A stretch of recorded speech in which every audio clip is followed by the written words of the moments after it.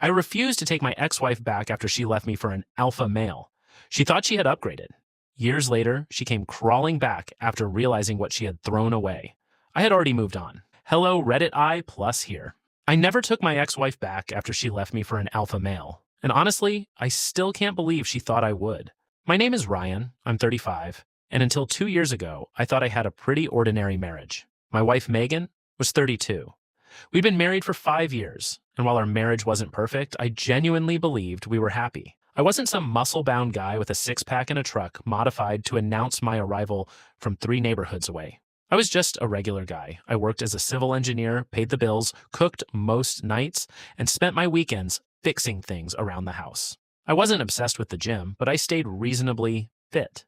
Apparently, that wasn't enough. It started at Megan's new fitness club. At first, she was excited about working out. Then she became obsessed. She started spending nearly 2 hours there every evening. She bought expensive workout clothes, changed her diet completely, and suddenly had a new fitness family. Then there was a guy named Tyler. I didn't meet him immediately, but I heard about him constantly. Tyler can deadlift almost 500 pounds. Tyler is training for a competition. Tyler says most men don't understand what women really need. Every time she mentioned him, I felt a strange knot forming in my stomach. Eventually, I asked her, "Are you interested in this guy?" She laughed. "Seriously, you're jealous of someone from my gym?" "No, I'm asking because you talk about him constantly." She rolled her eyes. "You're being insecure." That became her favorite word, insecure. If I asked why she was coming home at 10 p.m., I was insecure. If she turned her phone face down whenever I entered the room, I was insecure. If I noticed she suddenly started dressing differently for the gym, I was insecure.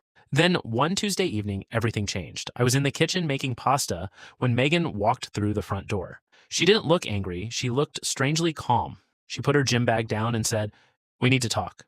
I turned off the stove. "Okay." She took a deep breath. "I've realized something." "What's that?" "I don't think you're the kind of man I need anymore." I honestly thought she was joking. "What does that even mean?" She folded her arms. "I need someone stronger, more confident, more masculine." I stared at her. Then she said the sentence that ended our marriage, "As Tyler makes me feel like I'm with a real man." I remember standing there thinking, surely I heard that wrong. "You're leaving me for him." "Yes." "You're serious?" "I've never been more serious." Then she started explaining how Tyler was alpha, how he understood women, how he had leadership energy, and how she had apparently spent years convincing herself that our relationship was enough. I asked her one simple question. "Does he know you're leaving me for him?" She smiled. "He's waiting for me." That hurt more than I expected, not because I wanted to fight for her, but because I realized she'd already been emotionally gone for a long time. The next morning, she packed her clothes. She took her expensive fitness equipment, her shoes, her jewelry, and almost every bottle of expensive skincare she'd accumulated. She left behind our old coffee maker, most of the furniture, and our cat, Pepper. Apparently, even her new alpha man didn't want a cat. Before she walked out, she looked at me and said, "Maybe one day you'll understand why I had to do this." I didn't argue. I just said, "Maybe." Then she left.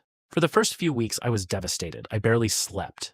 I kept replaying everything in my head. Was I really that boring?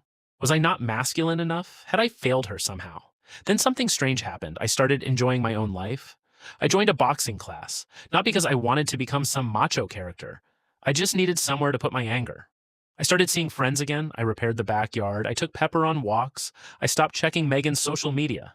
And slowly, I stopped caring. Then my friend Chris sent me a screenshot. It was Megan's Instagram story. There she was sitting beside Tyler in a restaurant. The caption said, "Finally, with a real man, my king." I laughed, not because it was funny, because the whole thing felt so unbelievably forced. A few weeks later, another post appeared, Tyler standing shirtless in front of a mirror.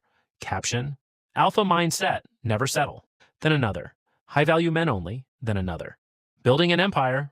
Apparently, the empire consisted of a rented apartment and a motorcycle he was still making payments on, because about 4 months later, things started falling apart. Tyler didn't actually own the business he'd been bragging about. He had been unemployed for several months. The entrepreneur lifestyle was mostly him borrowing money and pretending he was between investments. Megan discovered this the hard way. First, she paid their rent. Then she covered his insurance. Then his phone bill. Then his motorcycle payment. Then he somehow needed money for a business opportunity. She gave him more. Apparently, Megan thought she was investing in her alpha provider. Instead, she was becoming his provider.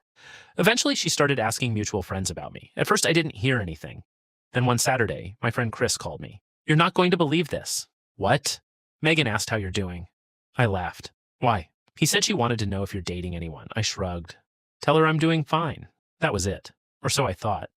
A month later, I received my first message from her. Hey, I hope you're doing okay. I stared at it for almost a minute, then I put my phone down. I didn't respond. 2 days later. I've been thinking about you. No response. 3 days later. I miss talking to you. Still nothing. Then came the long message. She apologized. She said she had been confused. She said she had chased excitement and mistaken it for love. She said Tyler wasn't who she thought he was. Then she wrote, I finally understand what I had with you. That sentence bothered me because I wasn't something she had misplaced. I was a person, and she had made a deliberate decision to walk away from me. A week later, she asked if we could meet. I agreed. Not because I wanted her back. I wanted closure. We met at a quiet coffee shop. When Megan walked in, she looked completely different, not physically, emotionally. The confidence was gone. She sat across from me and immediately started crying. I ruined everything. I didn't say anything. I thought I wanted someone like Tyler, she continued. I thought I needed excitement. I thought you were holding me back. You made your choice. I know.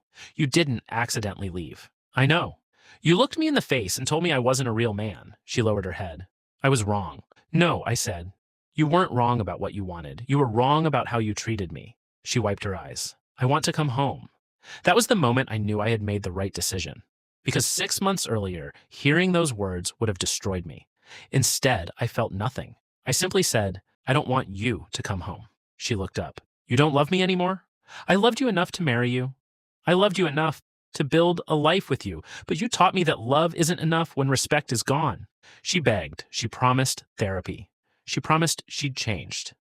She said she would cut Tyler off completely. I believed she was probably sincere, but sincerity doesn't erase consequences. I told her, you don't get to leave when you think you've found something better and come back when you discover it wasn't better. She started crying again. You've really moved on? Yes. That wasn't entirely true at the time. I was still healing, but I was moving forward, and I wasn't going backward. A few months later, I heard that Tyler had moved out. Apparently, Megan discovered he'd been messaging another woman from the same gym. The irony wasn't lost on me. The man she left me for, because he was supposedly an alpha, had apparently been using the exact same routine on someone else. She eventually moved into a small apartment by herself. Meanwhile, I bought a house. Nothing huge, just something I could afford comfortably. I also started dating again, and for the first time in years, I wasn't trying to prove anything to anyone. I wasn't trying to become an alpha male. I wasn't trying to compete with Tyler. I wasn't trying to make Megan regret leaving. I simply built a life I actually enjoyed. About a year after our divorce, Megan sent me one final message. I hope you know I regret losing you. I stared at the screen. Then I replied, I hope you don't regret it. I hope you learn from it. She never responded, and honestly, that's the ending I'm happiest with, because I used to think winning meant watching my ex-wife regret leaving me. Now I understand something different. Winning was getting to the point where I didn't need her regret anymore. She left because she thought she had found something better. I didn't take her back when she discovered she hadn't. Maybe I'm still a little bitter. Maybe that's why I'm writing this. But I have to ask Reddit. Was I wrong for refusing to give my ex-wife another chance after she left me for another man?